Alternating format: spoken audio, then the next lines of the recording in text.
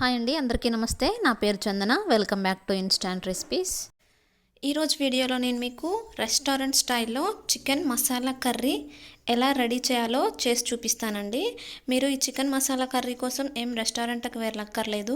చాలా సింపుల్గా మనం ఇంట్లోనే ప్రిపేర్ చేసుకోవచ్చండి. ఈ చికెన్ మసాలా కర్రీ చాలా టేస్టీగా ఉంటుంది అండ్ సూపర్గా ఉంటుందండి. ఇది అన్నంలోకి కానీ, చపాతీలోకి కానీ, పుల్కాలోకి కానీ, అట్టులోకి కానీ చాలా సూపర్గా ఉంటుంది. ఒకసారి మీరు కూడా మీ ఇంట్లో ట్రై చేయండి. ఎలా ఉందో నాకు కామెంట్ చేయండి. అండ్ అలాగే ముందుగా మొదటిసారి నా ఛానల్ని చూస్తున్నట్లయితే మీరు నా ఛానల్ని సబ్స్క్రైబ్ చేయండి. ఓకేనా, ఇప్పుడు ప్రాసెస్లోకి వెళ్ళిపోదాం.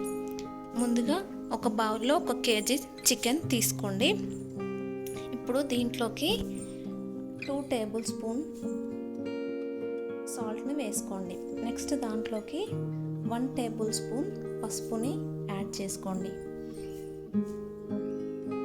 నెక్స్ట్ అల్లం వెల్లుల్లి పేస్ట్ 1.5 టేబుల్ స్పూన్ యాడ్ చేసుకోండి. నెక్స్ట్ దీంట్లోకి ఫ్రెష్గా ఉండే కర్డ్ని 2 టేబుల్ స్పూన్స్ వరకు వేసుకోండి. మీకు ఇష్టమైతే ఇంకొక స్పూన్ కూడా ఎక్స్ట్రా వేసుకోవచ్చండి. నెక్స్ట్ వీటన్నిటిని బాగా కలిపేయండి. ఈ చికెన్ ముక్కల్ని బాగా మసాజ్ చేసేయాలి. ఓకేనా, చాలా బాగా మసాజ్ చేయండి. ఈ మసాలా అంతా చికెన్కి పట్టేలాగా బాగా మసాజ్ చేసేసి ఒక 30 మినిట్స్ వరకు పక్కన పెట్టేయండి. ఇప్పుడు నెక్స్ట్ స్టవ్ ఆన్ చేసేసి స్టవ్ మీద ఒక మందపాటి గిన్నెని పెట్టుకోండి. దాంట్లోకి ఒక 4 or 5 టేబుల్ స్పూన్స్ ఆయిల్ని హీట్ చేసుకోండి. ఆయిల్ అనేది బాగా హీట్ అవ్వాలి. ఆయిల్ బాగా హీట్ అయిన తర్వాత మనం ముందుగా కట్ చేసి పెట్టుకున్న 2 పెద్ద ఆనియన్స్ని వేసేసుకోండి.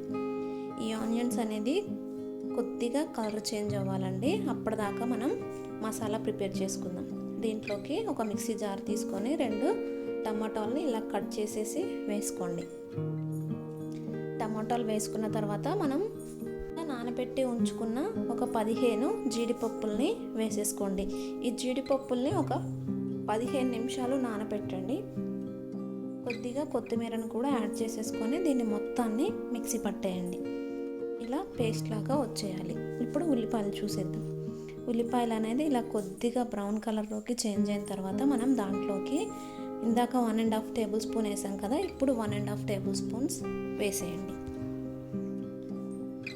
ఈ అల్లం మొత్తం కొద్దిగా పచ్చివాసన పోయేంత వరకు ఇలా కలుపుకుంటూనే ఉండండి. ఇప్పుడు ఈ ఉల్లిపాయలు అనేది బ్రౌన్ కలర్లోకి చేంజ్ అవ్వాలండి. ఫ్రైడ్ ఆనియన్స్ ఎలా ఉంటాయో అలా ఆ కలర్ వచ్చేంత వరకు ఈ ఉల్లిపాయల్ని హీట్ చేసేసుకోండి.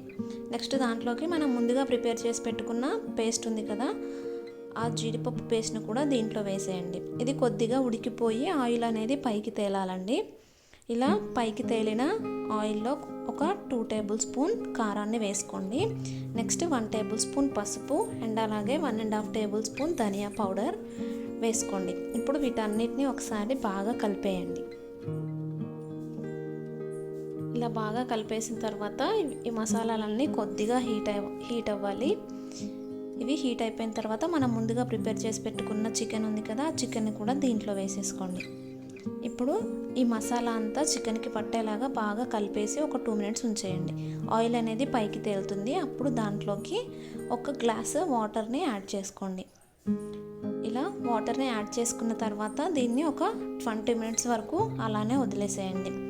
20 మినిట్స్ తర్వాత చూస్తే మనకి చికెన్ అనేది ఉడికిపోయి ఆయిల్ అనేది పైకి తేలుతుందండి. ఇలా ఆయిల్ పైకి తేలినప్పుడు దాంట్లోకి ఒక 1 టేబుల్ స్పూన్ వరకు గరం మసాలాని యాడ్ చేసుకోండి.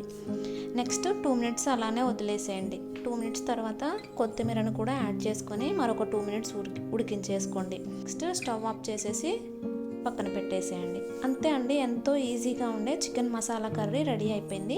మీరు కూడా మీ ఇంట్లో ట్రై చేసి ఎలా ఉందో నాకు కమెంట్ చేయండి. ఈ వీడియో కనుక మీకు నచ్చినట్లయితే ప్లీజ్ నా ఛానల్ని సబ్స్క్రైబ్ చేయండి, షేర్ చేయండి, లైక్ చేయండి అండ్ అలాగే కమెంట్ కూడా చేయండి. మీకు ఏదైనా రెసిపీస్ తినాలి అనిపిస్తే ఎంసీఆర్ ఇన్స్టెంట్ రెసిపీస్కి కమెంట్ చేయండి. Thank you.